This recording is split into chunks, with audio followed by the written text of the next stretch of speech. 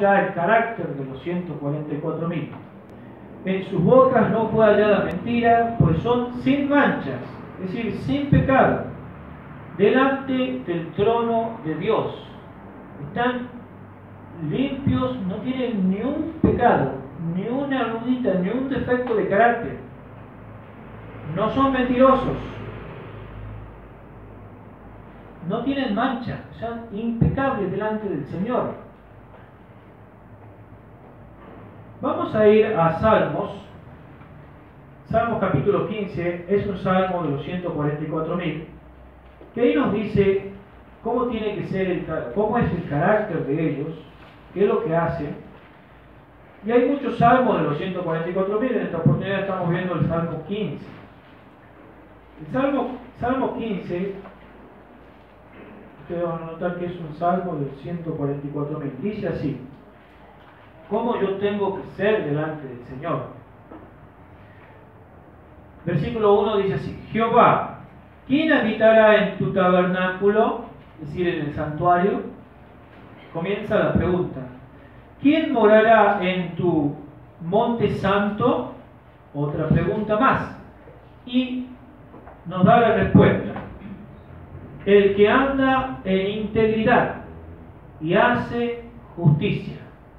Los 144.000 son íntegros.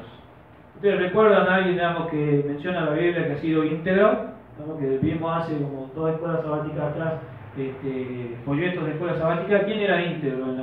Si ustedes se acuerdan. Job, varón perfecto, recto, temeroso de Dios, apartado del mal, quien mantiene su integridad, íntegro, ¿sí? Entonces, los 144.000 son íntegros y hace justicia y habla verdad en su corazón, no dice mentiras. Hermano, yo acá delante de ustedes soy un mentiroso, porque aparento ser algo, pero no lo soy realmente. Tengo que alcanzar a llegar a ser de verdad. Todas mis palabras, y nosotros por ahí, mayormente algunos están acostumbrados a decir muchas mentiras, ¿sí? Otros un poquito menos. Y a los que no estamos acostumbrados a decir mentiras, también se nos escapan mentiras y hablamos mentiras. Yo no tengo que hacer mentiras. Dice, tengo que ser de verdad, hablar la verdad. El que no calumnia con su lengua, ni hace mal a su prójimo, ni admite reproche alguno contra su vecino. Aquel a cuyos ojos el vil es menospreciado, pero honra a los que temen a Jehová. El que aun jurando en daño suyo, no por eso cambia. Quien su dinero no dio a usura, ni contra el inocente admitió cohecho. El que hace estas cosas no reparará jamás. Es decir, los 144.000, los siervos de nuestro Dios, tenemos que llegar a esa altura, ser íntegros. Otro pasaje es un texto conocido de Mateo capítulo 5, versículo 8. ¿Quiénes son o cómo deben ser los 144.000? Sabemos que son de fe pura, sabemos que son siervos, sabemos que no mienten, no deben ser mentirosos. Y en Mateo capítulo 5, en las bienaventuranzas, el versículo 8 dice: bienaventurados los de limpio corazón, porque ellos verán a Dios. Limpio de corazón. Yo tengo que ser limpio de corazón. ¿Cómo es el limpio de corazón? Si me han hecho injusticia, si me han hecho pecado, si me han estropeado, me han hecho muchas cosas, yo no puedo vivir cargando esa rencilla, ese rencor. Tengo que limpiarme, Señor, decir, perdónalo porque no saben lo que hacen, a ese punto, digamos, como llegó Jesucristo y su discípulo Esteban. Y tengo que limpiarme. Hay muchas personas que han sufrido muchos daños, mujeres, digamos, que en su niñez, en su adolescencia, han sufrido daño, o hermanos también, y que que se le trastorna la vida porque año tras año, tras año, tras año guardan el rencor, guardan la rencilla. Tienen que ser limpios de corazón. Obviamente, digamos, también lo tenemos que trasladar a nuestra mente, digamos, en este mundo de perversión, sacarnos todo tipo de perversidad y ser limpios de corazón, no guardar nada de inmundicia en nuestros corazones, para que seamos siervos de nuestro Dios, para que podamos ser parte de los 144.000. Vamos a ir ya a la parte más importante del tema. En Apocalipsis volvamos. ¿Cómo es que ellos han logrado o logran poder estar en pie, que se le dé el nombre del Señor en la frente? Y a partir del versículo 9, que en mi lectura muchos dicen, no, este es otro, acá ya no habla de los 144.000, sin embargo, digamos, si leemos todo el pasaje vamos a dar cuenta que todo el capítulo habla de los 144.000, porque Juan en la primera parte oye el número, no ve, oye el número de los 144.000, ¿sí? Eso, digamos, a la pregunta si son literales o son simbólicos, la respuesta tiene que ser precisa y clara. Los 144.000 no son literales, porque si yo hago una lectura literal, estoy trayendo una regla hermenéutica. ¿Qué es lo que es la regla hermenéutica? Todo texto debe ser entendido en su contexto. Si no se lo entiende en su contexto, es porque es un pretexto. Si yo no puedo decir, por ejemplo, el sábado no es un mandamiento, como si el contexto de los 10 mandamientos, del sábado, son los 10 mandamientos. Entonces yo no puedo decir, no, este texto, el sábado no es de los 10 mandamientos. No es un mandamiento, es de los judíos. No, el sábado es uno de los 10 mandamientos. Estoy leyendo en su contexto. Entonces acá, por ejemplo, yo no puedo decir los 144.000 son literales y son los judíos. No, si acabamos de ver que son el Israel espiritual por la fe, vemos que son vírgenes de fe pura, vemos que el otro punto más, de que, bueno, digamos, el carácter que tiene, pero vamos, digamos, a la escritura, en un contexto, digamos, de simbolismo. Yo cuando tomo, digamos, el número, tengo que entenderlo simbólicamente, es decir, que no son 144.000 literales, sino son mucho más.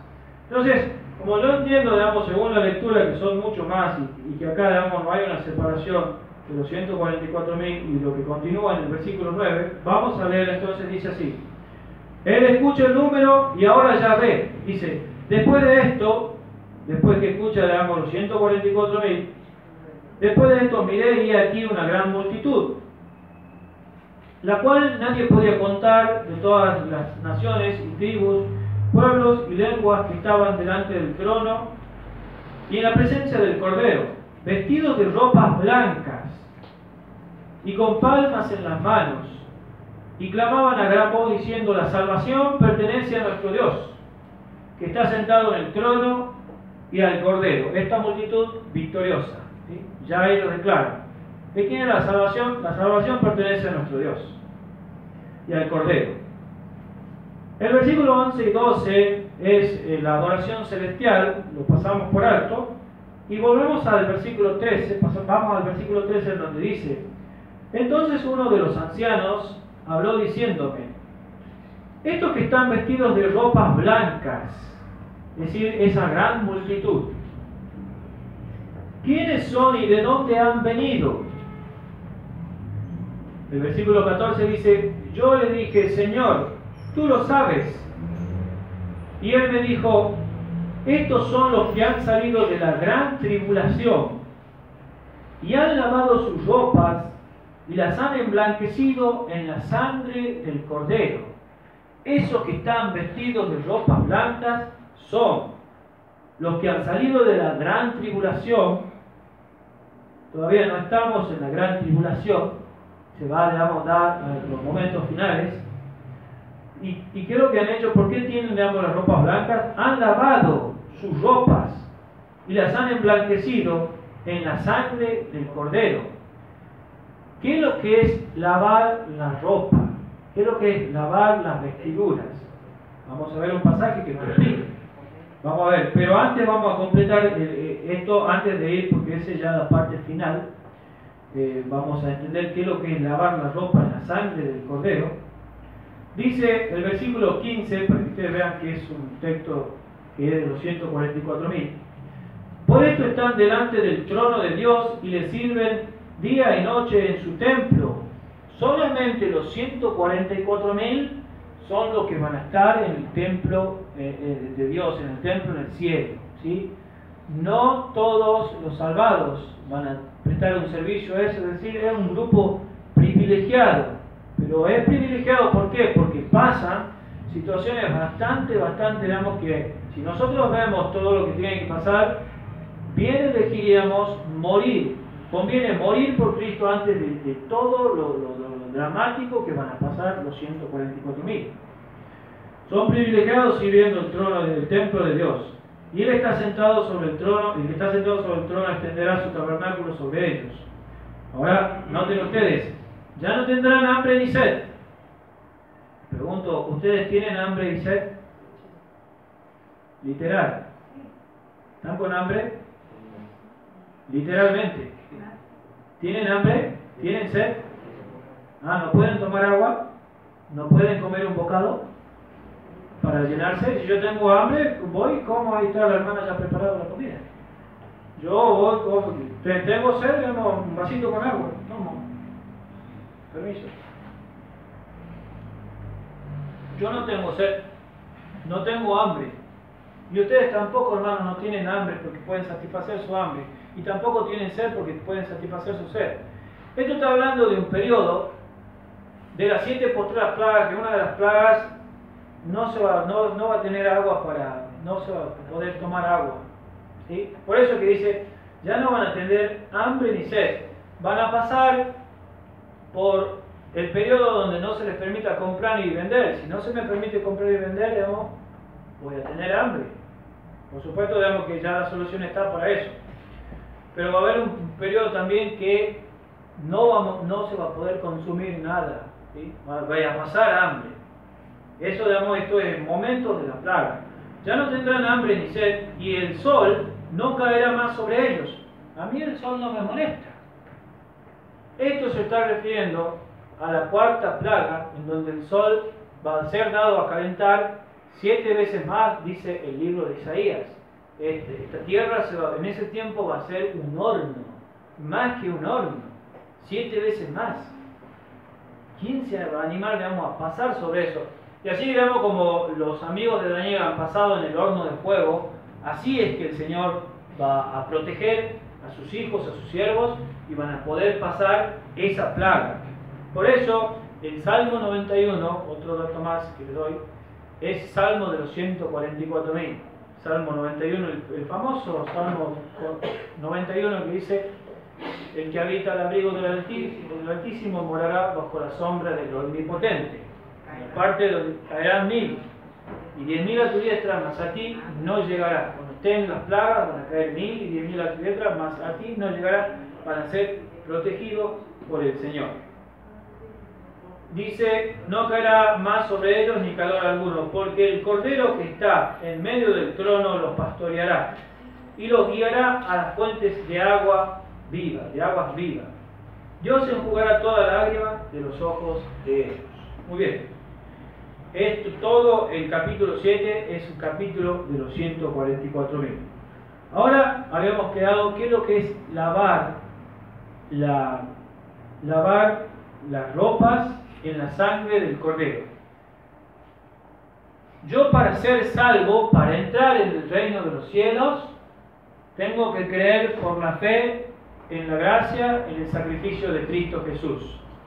Me he entregado vestiduras blancas.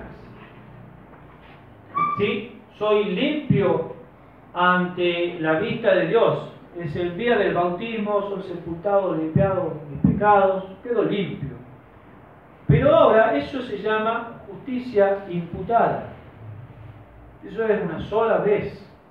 Ahora, eso no basta para que yo vaya al cielo, lo que conocemos, porque tenemos un caso, digamos, hay casos especiales como ser el ladrón de la cruz, en donde no ha tenido que vivir una vida que mostraba que él estaba en armonía con las cosas de Dios, sino que el Señor, digamos, le ha dicho, hoy estás seguro que estarás conmigo en el paraíso. Es decir, cuando Él venga, iba a estar, lo declaraba salvo, ¿sí? Iba a ser salvo, digamos, por la fe en Él. Son casos especiales. Nosotros, digamos, que tenemos el conocimiento cómo tiene que ser. El Señor nos da vestiduras blancas. Ahora, yo tengo que vivir una vida de fe, en donde tengo que mostrar cómo voy a vivir si yo estuviera en el cielo. Es decir, actualmente ustedes, hermanos, ustedes, tienen que vivir una vida que sea digno de decir, no, este hermano tiene que vivir en el cielo. O sea, todo lo que hace no transgrede ninguna ley de Dios y está apto para ir al cielo. Idoneidad.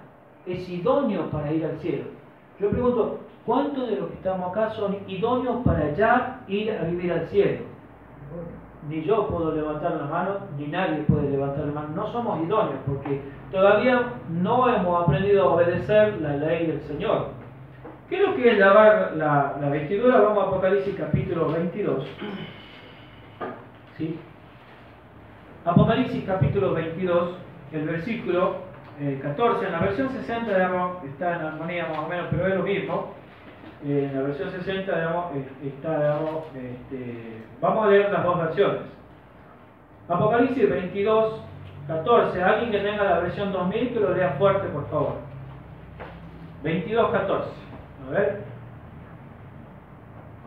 ¿2000? Sí.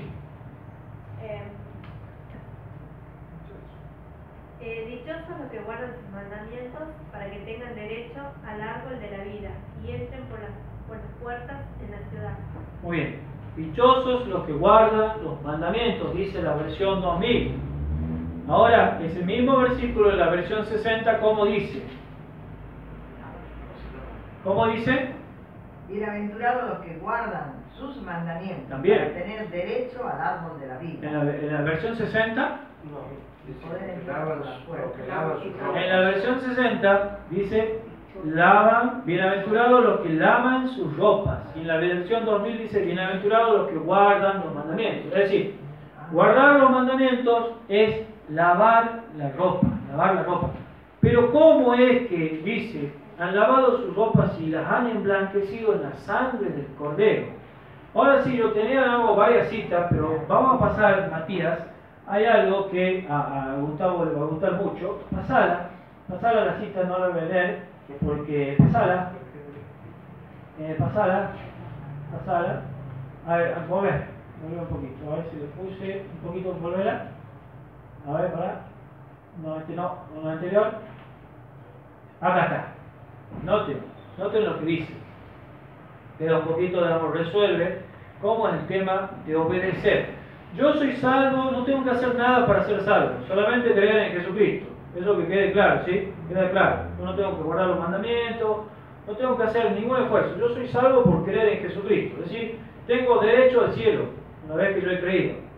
Ahora, ¿soy idóneo? No, para ser idóneo yo tengo que guardar los mandamientos. Y noten lo que dice acá. ¿Podemos guardar los mandamientos? Noten lo que dice acá. Mientras reine Satanás, tendremos que dominarnos a nosotros mismos y vencer los pecados que nos rodean mientras dure la vida. No habrá un momento de descanso, un lugar al cual podamos llegar y decir, alcancé plenamente el blanco. No, siempre va en progreso. Nunca vamos a poder decir eso. Aunque el cielo, digamos, nos diga si ha alcanzado, nosotros no podemos decir. La santificación es el resultado de la obediencia. ¿Qué es lo que dice acá? ¿Pueden leer? Prestar. La obediencia prestada durante toda la vida. ¿Cómo tengo que obedecer yo los 10 mandamientos? Pedirle prestado.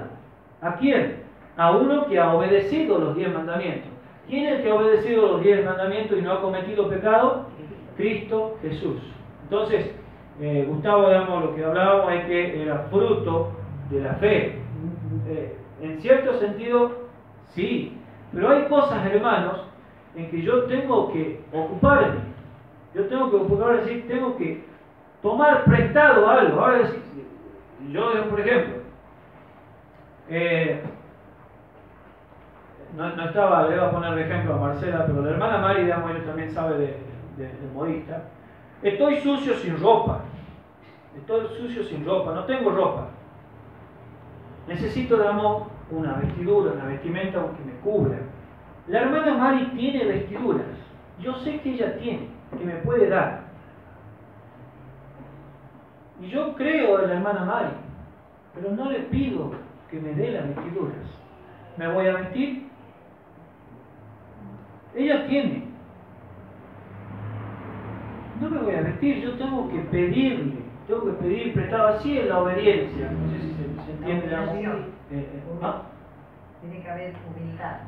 Claro, yo lo que tengo que hacer es pedir. ¿Sí? Claro. Si yo no pido la obediencia, hermanos, ¿sí? Por más que yo diga yo creo en el Señor Jesucristo, yo tengo que también pedirle la obediencia, porque es lo que tenemos que mostrar, digamos, que vamos a caminar en el cielo como quien está en armonía con la ley de Dios, y ante la prueba yo puedo mantenerme, digamos, sin caída.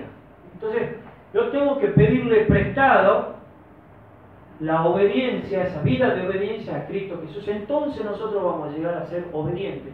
Entonces se va a cumplir lo que dice Apocalipsis capítulo 17, los que guardan los mandamientos de Dios, tienen el testimonio de Jesús, guardan realmente los mandamientos de Dios. Eso es lavar las ropas, guardar los mandamientos, obedecer como obedeció Cristo. Cristo obedeció, yo tengo que pedirle prestado a Él su obediencia. Entonces, eso se llama justicia impartida. Yo tengo que pedir prestado. Si yo no pido, sencillamente no vamos a aprender a obedecer jamás. ¿Sí? Podemos pasar toda la vida diciendo que creemos y no vamos a ser obedientes. Van a venir las pruebas y no vamos a obedecer. Entonces, es una tarea donde yo tengo que pedir prestados. Vamos a culminar con una cita. A ver, vamos a pasarla.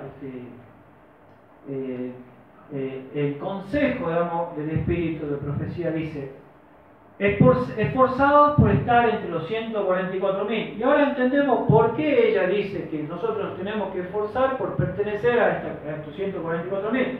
Porque son siervos, porque siguen al Cordero por donde quiera que va, porque lavan sus ropas, guardan los mandamientos y la han emblanquecido en la sangre del Cordero. ¿Cómo no me voy a esforzar por estar entre los 144.000? Aquellos a quienes el Cordero guiará a las fuentes de aguas vivas y de cuyos ojos borre toda lágrima, serán los que ahora recibirán el conocimiento y la comprensión que se revelan en la Biblia, la palabra de Dios. No debemos imitar a ningún ser humano. No hay ningún ser humano suficientemente sabio para ser nuestro modelo. Debemos contemplar al hombre Cristo Jesús, que es completo en la perfección de justicia y santidad. Justicia y santidad. Él es el autor y consumador de nuestra fe. Es el hombre modelo. Su vida es la medida de la vida que debemos alcanzar. Su carácter es nuestro modelo. Por lo tanto, despejemos nuestra mente de las perplejidades y de las dificultades de esta vida y fijemos en Él para que contemplándolo podamos ser cambiados a su semejanza. Somos cambiados por la contemplación. Podemos contemplar a Cristo con un buen propósito. Podemos estar seguros mirándolo porque es omnisapiente. Al contemplarlo y al pensar en Él, Él se formará en nuestro interior, la esperanza de gloria. Esforcémonos con todo el poder que Dios nos ha dado por estar entre los 144.000. Para estar entre los 144.000 tenemos que ser semejantes a Jesucristo, porque solamente aquellos que sean semejantes a Jesucristo son los que van a ser sellados. ¿Sí? No todos van a ser sellados. Si yo tengo una mancha, un defecto de carácter que no lo he vencido, sencillamente no voy a pertenecer, no voy a ser sellado. Muy bien. Con esto estamos terminando, hermanos, este tema. En conclusión, que nosotros debemos esforzarnos por ser como los 144.000. Van a pasar tiempos muy difíciles, pero van a poder salir victoriosos, ¿sí? Van a poder vencer como Cristo ha vencido. Como les dije, no es posible poder contemplar todos los puntos que enfocan este tema, pero si hay algo que yo tengo que salir en esta mañana de sábado es que tengo que ser un siervo, esforzarme por ser un siervo de Dios. Tengo que vivir contemplándolo al Maestro y lavando mis vestiduras, que ya me han sido dadas, pero ahora tengo que lavar, tengo que limpiarla, y la única forma de limpiarla es en la sangre del Cordero. Y muchos van a decir, ¿cómo han hecho? ¿Cómo hacen? ¿Cómo obedecen? Porque han puesto su mente, su corazón, su voluntad en el banquero, en Dios. También iba como parte del tema, la parábola de los talentos, solamente una parte, a ese, siervo que ha sido negligente y ha escondido el talento, ¿sí? Y a los otros, que se le ha dado el talento, lo han multiplicado. ¿Cómo han hecho? ¿Cómo han hecho, para poder multiplicar el talento? Lo han puesto en total servicio al Señor. Le han entregado su mente. Y yo no sirvo. Señor, yo no sirvo. No sé administrar mi tiempo. No sé administrar mis facultades. No sé administrar nada. Señor, toma tú encárgate. Entonces es cuando el Señor empieza a operar y nosotros podemos alcanzar lo que Él mismo nos está pidiendo, que seamos obedientes y que guardemos su ley. Dios los bendiga, hermanos, para que en este grupo, si están uno de los 144.000, pronto lo sabrán, dice el Espíritu de Profecía, Dios quiera que podamos hacerlo. Y si no, estar honrosos de poder ir a la muerte por nuestro Salvador. Dios los bendiga. Amén.